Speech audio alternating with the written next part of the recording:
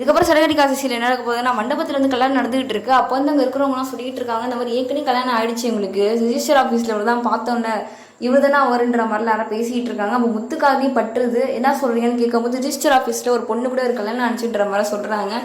முத்துக்கும் வந்துட்டு சீதாவோட லப்பரை பிடிச்சி எடுத்துகிட்டு வந்து உனக்கு ஏற்கனவே கல்யாணம் ஆயிடுச்சு ஏமாத்தினியான்னு சொல்லிட்டு ரொம்ப கோவப்பட்டுட்டு இருக்காங்க. அப்போ சீதாவை நான் கல்யாணம் பண்ணிக்கிட்டேன்ற மாதிரி அவரும் எல்லாம் உண்மையும் சொல்லிடுறாங்க. இதை கேட்டால் முத்துக்கு அவ்வளோ பெரிய ஷாக் ஆகிடுது. என்ன இப்படி நடந்துடுச்சுன்ற மாதிரி எல்லாருமே அங்கே பார்த்துட்டு இருக்காங்க. அப்போ முத்து வந்து எல்லாம் மீனாவுக்கு தெரியுமான்ற மாதிரிலாம் கேட்டுட்டு இருக்காங்க. மீனாவுக்கு தெரியுன்ற மாதிரிலாம் சொல்கிறாங்க. சீதாவும் சொல்கிறாங்க முத்துக்கிட்ட, நானும் அக்கா வற்புறுத்தி சைன்லாம் பண்ண வச்சுன்ற மாதிரிலாம் சொல்கிறாங்க. முத்துக்கிட்ட எவ்வளோ எடுத்து சொல்கிறாங்க. முத்துவும் அப்பா ஸ்டாண்டில் தானே பார்த்துக்கிட்டேன், என்னையும் நீங்கள் ஏமாத்திட்டீங்கன்ற மாதிரி ரொம்ப கோவப்படுறாங்க. அண்ணாமலைங்க நல்ல குடும்பத்தில் இருந்தனமா நீங்கள் வந்தீங்க, ஏன் நம்மலாம் பண்ணீங்கன்ற மாதிரிலாம் ரொம்ப திட்டுறாங்க.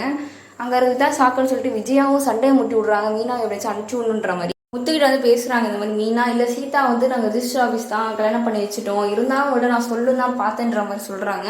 முத்துக்கு அப்போ தான் ஞாபகம் வருது ரிஜிஸ்டர் ஆஃபீஸில் மீனா மீட் பண்ணுது. அதுக்கப்புறம் முத்துக்கு ரொம்ப கோவம் வருது. இல்லை மீனா நீ எப்படி தானே நீ ஏமாத்திட்டேன், இதுக்கப்புறம் மூஞ்சிலே முடிக்காதீங்க இருந்து போன்ற மாதிரி மீனாவை டக்குன்னு அடிச்சிடுறாங்க. அடிச்சோன்னு மீனாவுக்கு ரொம்ப கோவம் வருது. இதுக்கப்புறம் மூஞ்சிலே முடிக்காதுன்ற மாதிரி ரொம்ப திட்டி விட்டுறாங்க.